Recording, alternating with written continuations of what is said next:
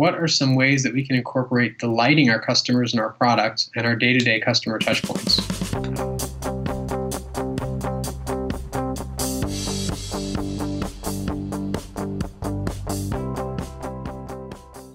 This is an awesome question. It's one of the things that we focus on quite a bit at 15Five. In fact, we have one of our executives. His title used to be the Director of Customer Success, and literally his job is to make sure that our customers are successful from the minute they put their email address into the website to start a trial, to becoming a paying customer, to being successful with the product, to hopefully not leaving. Right, and one of the things that we started to research and look in is that what makes really powerful brands, think about like Apple is a great example, is that people have an emotional attachment to the company beyond just the technology. Technology is so easily copied. I mean, it's copied in an instant at every level of the game.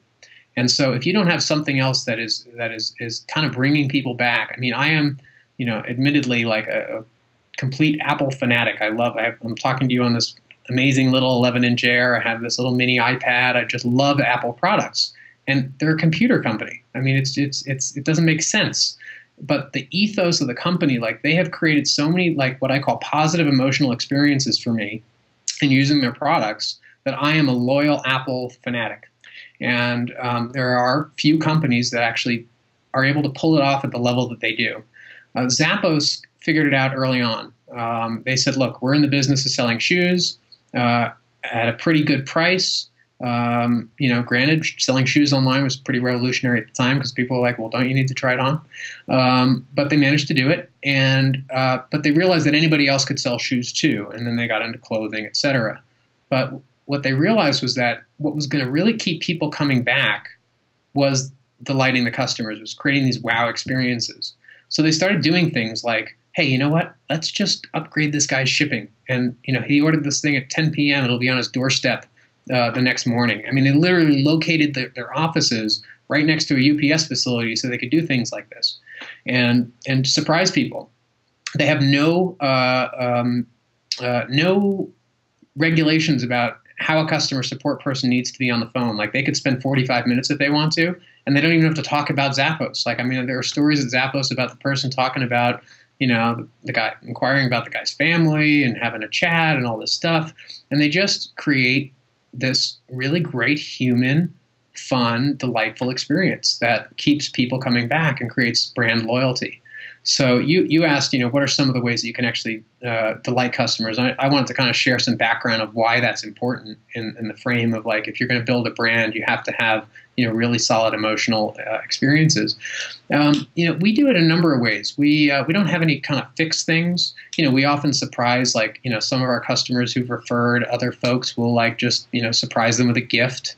Someone mentioned us in the press, like someone, pretty famous entrepreneur recently mentioned us in the press, and we were like, oh, we should send her flowers. And we, sent her flowers to her desk at work, and she was so thankful.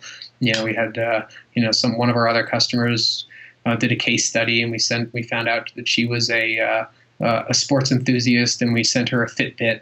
And, so it's really kind of like getting to know the people who are your customers, finding out what they actually care about. Doing a one-size-fits-all thing, unless it's like, overnight shipping your product like Zappos does, rarely is going to have the kind of impact. But getting a sense for who they are and doing something personalized really makes a difference. And people are like, wow, that's so cool. One of the things that we were actually doing is, when people quit 15Five, we realized, look, they left, no hard feelings, who knows, it wasn't working out for them now, but maybe down the line it will. And we were sending them a copy of one of our favorite books on productivity or something like that, and saying, thanks for being a customer for the time that you were, and I hope that you give us another chance down the line. So doing things like that, and I think it's you can have a lot of fun with it and be creative, but do it.